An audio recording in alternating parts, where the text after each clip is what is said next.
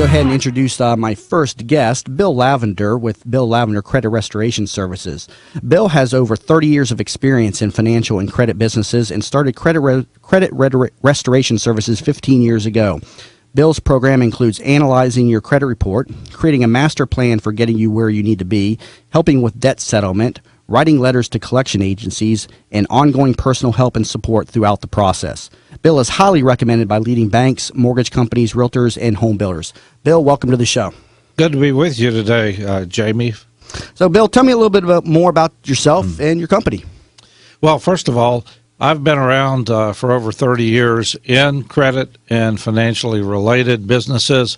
I owned a mortgage company for many years. I was a financial planner. I've been heavily involved in real estate, mortgage banking for a number of years. That's how I got started in it, and I really loved the ability to help folks improve their credit so that they could make that home purchase. Now, I noticed you're a member of the National Association of Certified Credit Counselors. Tell me a little bit more about this organization. They are a national certification organization. They're actually based on the East Coast near Melbourne. And what they do is that they teach a variety of courses on credit and related topics. And then if you want to be certified as a credit counselor, you have to pass a proctored examination, just as if you were in college taking a course and a final examination. And you have to make a passing score, of course. And that certification is good for 2 years, and then you have to take additional coursework and pass additional tests. Okay, so this certification is not something that necessarily everybody out there on the market advertising themselves for credit restoration services or repair services has, correct? Very few have that. Okay, very good point. Now, Bill, I noticed on your website that you stressed that you're not a credit repair company and that credit repair does not work. Elaborate on what credit repair means and this point that you made there. Well, to me, credit repair, I've studied it extensively through the years, has only one purpose. They try to, if you will, send disputes on perfectly good accounts. By good, I don't necessarily mean that they're positive accounts, but let's say that you actually had a credit card, you didn't pay it, now it's delinquent, it's in collections, and these credit repair services try to use a bit of trickery to send disputes to credit bureaus to get them to delete those accounts, and it does not really work very well. Now, you mentioned on your website that, if the word dispute shows up on a credit report, that FHA lenders are more likely to deny the loan based on new FHA guidelines. Elaborate a little bit on this point. About 3 years ago, this disputing business had become such a national epidemic that FHA took the lead, and they basically said, this was about 3 years ago, they basically said if there is a dispute on an account with a balance on it, the loan automatically will be denied. And we've seen most of the other, especially the government-sponsored loans, USDA, VA, and so forth, have followed suit. All the lenders that I know of have followed suit. They're going to deny a loan if there's a dispute on an open account. So is that the technique that many of the companies out there use? They just send dispute letters to the credit companies? Yeah, they either do it by letter or by email or whatever, and they just basically say, the account's not mine, investigate it. And, of course, those folks at the bureaus are not stupid, so they have highly sophisticated techniques of verifying these accounts. If they verify it, the word dispute goes on the account, and you've just shot yourself in the foot. So what are the legitimate ways of of improving your credit? Well, first of all, you have to know what good credit is. Most people concentrate on the bad, but the absence of bad credit does not equal good credit. So what you have to do is you have to know exactly what good credit consists of. For example, you've got to have 3 to 4 open, active accounts paid on time for at least a year or two with no delinquencies. You can't have judgments and liens. You can't have chronic late payments on accounts. You have to know what that is, and then your goal has to be to coincide your budget and your personal finances to meet those goals of getting your bills paid on time. Now, if you just have a late payment or two, I mean, how severely does that impact the typical, middle-aged person who has, a lengthy credit history, but they've missed a mortgage payment? I mean, does that severely impact the credit score? Very severe. Give you an example. I'm working on a case right now where a person had a score of about a 650, 660, which is acceptable for a home loan, and then they were late 2 months in a row on an automobile payment just a few months prior to having the credit report pulled. It dropped their scores to about a 570. It's very severe, and the only way, if legitimately that account was late, the only way to fix it is really not a fix. You've got to pay that account on time for at least 13 months in a row, and then you'll gradually get back some of the points taken away from you. So it's extremely severe. It seems unfair to me that you have all this, great credit history, but one or two missed payments can put such a damper on your credit history and your credit score. I mean, what do you think about that? Oh, I'm the first to agree with you. I really think the way these credit bureaus operate and the scoring system is unfair. It's wicked. And I don't agree with it. Unfortunately, we have to live with it. Right. Now, stay tuned here. We're talking with Bill Lavender of Bill Lavender Credit Restoration Services, all about credit and how to improve your credit score. And he is a local gentleman, so if you're in the real estate market and your credit score isn't quite what you're looking for, you want to stay tuned. We're going to be talking, coming back from the break, a little bit more about the secrecy behind these formulas and, what is most important and different percentages with regard to the different components of the credit score. And we're going to learn a little bit more about the basics of credit. We're going to talk a little bit about the three different credit bureaus that are out there, the Experian, TransUnion, and Equifax. And there's also a fourth one out there that a lot of people aren't familiar with. So we're going to be educating you a lot more on the benefits of credit restoration. So again, if you're just tuning in, you're listening here to the Jamie Meloni Real Estate Show here on 1250 Wins, WHNZ. And off air, again, you can find me at my website, tampabayradio.com. And on that site, you can, again, find all of my real estate listings as well as links to all of my past audiocasts and streamcasts. And you can also tune in to the live stream, again, which airs every Mondays at noon here on 1250 Wins, WHNZ. Back in a moment, we'll be talking more with Bill Lavender of Bill Lavender Credit Restoration Services. You're listening to the Jamie Meloni Real Estate Show with local expert Jamie Meloni. Now, here's Jamie. Hi again, everybody. Thanks for staying tuned in to the Jamie Meloni Real Estate Show here on 1250 Wins, WHNZ.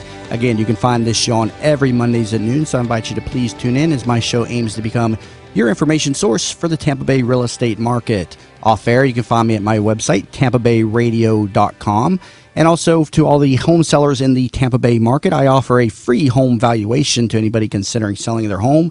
Just text the word value to my cell phone, 813-760-8516. Again, text the word value to my cell phone, 813-760-8516, and I will give you a free home valuation. And I always say you may be surprised as to what your home is worth, especially if you bought here in just the last couple of years, as we've seen values increase about 20% in some of the communities around the Tampa Bay region. And so now is a great time to put the home on the market, and it's an advisable time to put the home on the market, in my opinion, as well, as inventory is now starting to build and the increase in values is starting to level off. So if you have any inkling of selling your home here in the next year or so, you may want to consider getting it on the market as soon as possible. Again, values have started to level off. They have increased about 20% over the last couple of years. But inventory is starting to climb, and demand is still steady, but again, we're starting to see some leveling off. So get your home on the market and text the word value to my cell phone, 813-760-8516. We've been talking with Bill Lavender of Bill Lavender Credit Restoration Services, all about credit and what you need to know to position yourself in the real estate market with a stronger credit score. And I want to talk a little bit about what you do when you get a new client, Bill. How do you analyze the file, and what do you do to help them? Well, first of all, let me say that people walk out of my office, or if they can't come in person, with an email that specifically gives them a plan of action, tells them what to do. Now, here's what I do. When I take a look at a credit report, I'm going to take a look, first of all, at what I call the heavy hitter. 35% of the credit score is based on delinquencies, payment history. Now, it's not, do you have anything bad? It's, when did it occur? When was it put on the credit? So that translates into 300 points out of a possible 850. If you don't get that one right, you can't have over a 550 score. So that's pretty serious. So we look at the items. For example, I deal with a lot of first-time home buyers. So I know if you're going for an FHA loan, what they'll allow, what they will not allow. So the first thing I do is decide, which of those need to be addressed, paid, settled, or whatever. Another thing that we do in the resolution process of that is we make sure that that collection agency is conforming with the Fair Debt Collection Practices Act, which defines what a legal collection is. And if they're not in compliance, they can't provide the documentation, they can't collect, and they cannot keep it on the credit. So we find a lot of cases where we can go through, send some letters, contact these collection agencies, and if they can't produce, it's like put up or shut up legally. So that's the next thing that we do. The next thing we look at is, what do you have in the way of open credit, especially credit cards? Credit cards bill credit very quickly.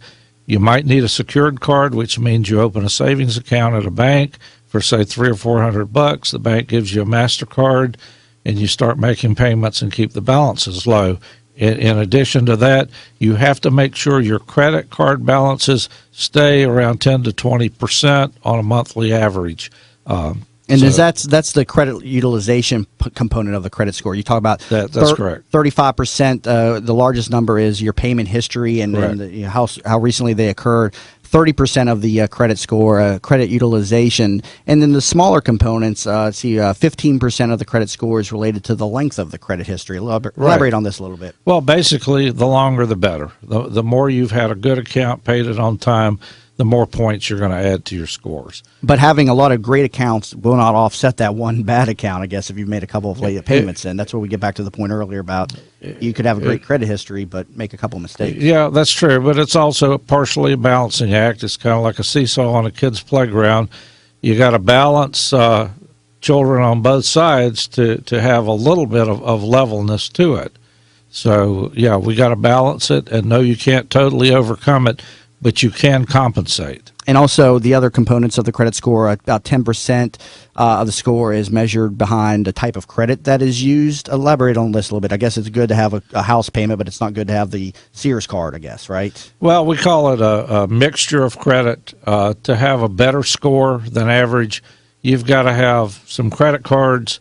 You've got to have an installment loan like a car loan. And to get up into the real high scores, you've got to have a real estate loan, a home mortgage to go along with all that. Now, let's talk a little bit about the basics of credit behind the credit bureaus. Now, there's three out there: Experian, TransUnion, and Equifax. And then I mentioned the other one that's lesser known, Innovis. Mm-hmm. Is there any one of these that is the industry leader, and why? No, there's really not. They're like saying who's ahead, Ford, Chevy, or Toyota. They both have about the same product. And they've got some pretty big numbers, the big three, I call them. Do different lenders prefer a certain agency over the others, or no? Not really. If it's a home mortgage, they're going to pull all three. They're going to throw out the high score, throw out the low score, and take the one that's in the middle, which for us needs to be about a 640 to a 660. Now, Bill, is there any guarantees when a client comes to you and needs a credit, restoration services? I mean, can you make them any type of guarantees, or is every client different? I do not guarantee anything other than I'll work hard for them. It's like going to a doctor and saying, I'm sick, doc, guarantee to cure me for the office visit. They just can't do that, mainly because we can't guarantee what we can't control. I can't control what you're going to do when you leave my office. I can't control what the credit bureaus or the creditors can do. All I can tell you is I'm not going to take your case if I don't think I can help you. And what type of commitment does one need to put into it in terms of length of time to see noticeable results? Are we talking about a couple months or 6 months? How long? Most of the people that I deal with have scores in the 500s. To get them up another 100 points, we're talking a minimum of 6 months and sometimes as close to a year if we have to establish new accounts. And I have a network of local banks, that I deal with on a regular basis that are very happy to assist with opening accounts and things of that nature. No, a lot of great information. Bill, before I go into my next segment here, for the audience, how can my listeners get in touch with you off the air? My website is Credit Dr. Bill, all the words spelled out, .com. You can send me an email at creditdrbill@gmail.com. You can call my office, which is area code 813-655-9451. Okay, give that number out one more time to the audience, if you would. 813-655-9451, creditdrbill.com. And a lot of great information. Bill, thank you very much for coming on the show, and I greatly appreciate the information that you've disseminated out to my listeners. My pleasure. And if you didn't catch that information, you can find him over at my website, again, tampabayradio.com. He'll be up there in the past guests segment, also in the Get Help section for people that need assistance with credit.